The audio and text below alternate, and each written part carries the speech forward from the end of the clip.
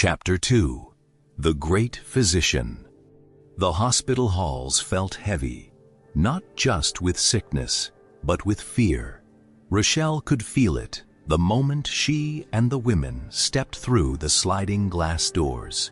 The fluorescent lights flickered softly above them as doctors hurried down corridors and nurses pushed carts filled with medicine from room to room.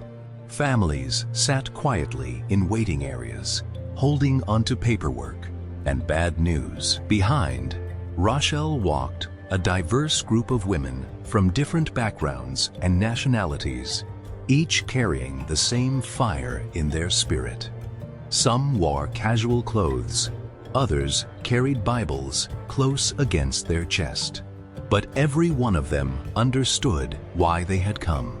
This was not a social visit. This was an assignment. Rashelle tightened her grip around her Bible as they walked through the oncology department. The atmosphere grew colder the farther they went. Hopelessness lingered in the air. People spoke in whispers here. Doctors delivered percentages. Nurses monitored symptoms. Families prepared for loss. But heaven had another report. Rashelle stopped in front of a hospital room door and looked back at the women beside her. Fear has ruled these halls long enough. The women nodded. Then they entered the room. A frail man sat weakly in the hospital bed. His body was painfully thin, and only patches of hair remained on his head. Machines beeped softly beside him, while an EV dripped steadily into his arm.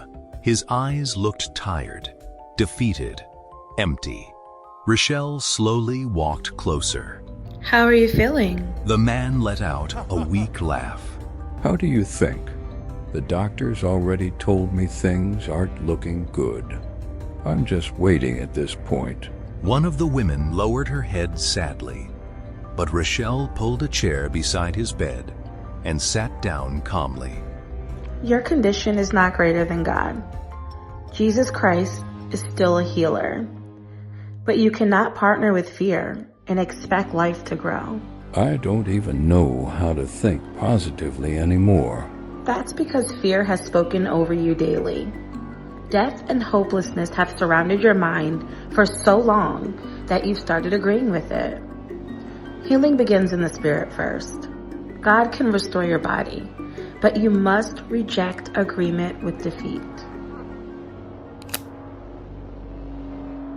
Do you believe Jesus Christ is Lord? Yes, I believe Jesus Christ is Lord. Do you believe He died and rose again for you? I do. Then today, we stand in agreement with heaven. Excuse me, why are all of you in here? You can't disturb a patient like this. And in that moment, she remembered why God sent her there. This assignment had never only been about the patient. It was also about confronting the system. You've treated his symptoms, but you've also filled him with fear. We're giving him medical advice. And your words shape his expectation. Every negative report becomes a seed planted into his mind. You tell patients what happened to everyone else until they begin believing death is unavoidable. We're trying to prepare people realistically. God is the great physician, and He has the final say. Medicine has its place, but hopelessness should never come from the mouths of people assigned to care for the sick. Something in the room began shifting. Even the nurses could feel it. When fear enters a patient, it opens up doors for darkness, despair, and defeat. But faith opens doors too. Patients need life spoken over them. They need hope. They need truth. Pray. Healing in Jesus' name. Be restored. Be made whole. The atmosphere suddenly grew warm. The lights in the room flickered softly. Then suddenly, a brilliant light flooded the room. The nurses gasped. The doctor stepped backward in shock.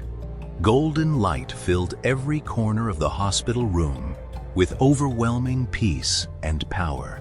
The patient's breathing changed instantly.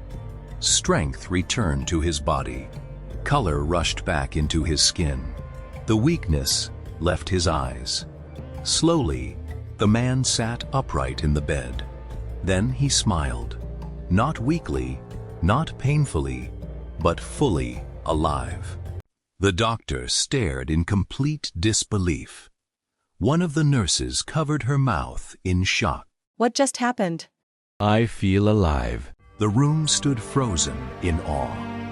Rashelle slowly lifted her Bible. This is what God wanted demonstrated. Believers were never called to live powerless. We were called to heal the sick, cast down fear, and walk in the authority of Jesus Christ. The room remained silent as the glory of God filled the atmosphere. And for the first time in a long time, hope had entered those halls again.